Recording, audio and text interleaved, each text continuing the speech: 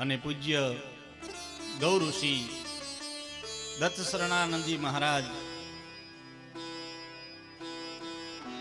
એ જે પણ માં ભગવતી ગૌ માતાની સેવા કરે છે ને એ શાસ્ત્રોને અનુરૂપ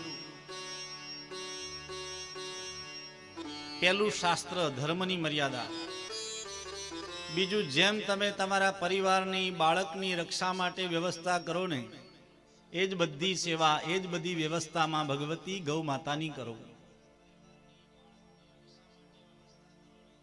ગૌ માતાની એવી રીતે સેવા કરો. ગૌ માતાએ આપણને શું નથી આપ્યું સજ્જનો?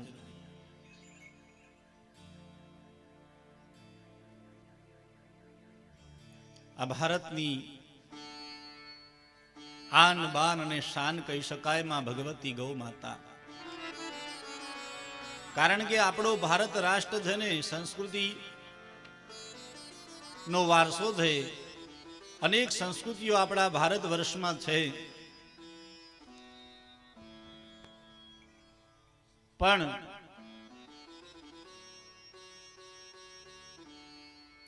આપણો ભારત દેશ કૃષિ પ્રધાન ગણાય અને આપણે બધા તો ખેડૂત પુત્રો છીએ. ખેતીમાં માં ભગવતી ગૌ માતા નંદીની આપણે કેટલી ઉપયોગમાં લઈ અને આપણા પૂર્વજોએ ગૌ માતાની સેવા કરી, જેનાથી આપણને અન્ન મળે છે. ગૌ માતા આપણને ભુક્તિ આપનારી છે અને મુક્તિ આપનારી છે. તમારે ધન જોતું હોય, પદ જોતું હોય, પ્રતિષ્ઠા જોતી હોય, પૈસા જોતા હોય, ગાડી બંગલા જોતા હોય, તો પણ તમે જો ગૌ માતાની સેવા કરશો ને તો ગૌ માતા એ પણ આપશે. જમદગ્નિ મુનિના આશ્રમમાં ભગવતી ગૌ માતાની સેવા થતી ને ત્યાં એક રાજા આવ્યો. હજારોની સેના એની સાથે હતી. આ બધા કથાથી પરિચિત છો. ઋષિ રાજાનું સ્વાગત કરે,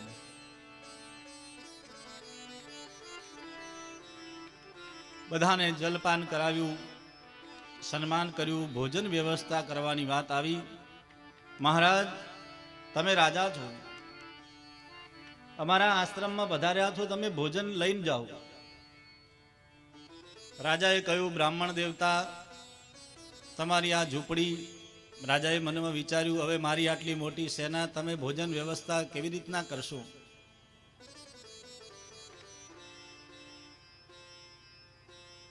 પણ ઋષિએ કહ્યું કે મહારાજ, મારો આગ્રહ છે, આ ભોજન પ્રસાદ લઈને જાઓ તો સારું.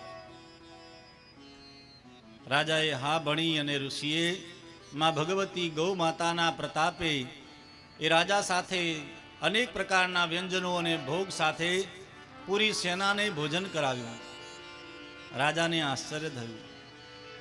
આ ભગવતી ગૌ માતાની કૃપા. ગાડી, બંગલો, વૈભવ, માન, પ્રતિષ્ઠા તમારે જોઈતી હોય તો ભગવતી ગૌ માતાની સેવા કરવાથી તમને એ પણ મળશે.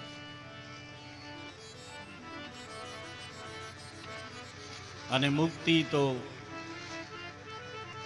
ગૌ માતા સાક્ષાત મુક્તિ જ છે.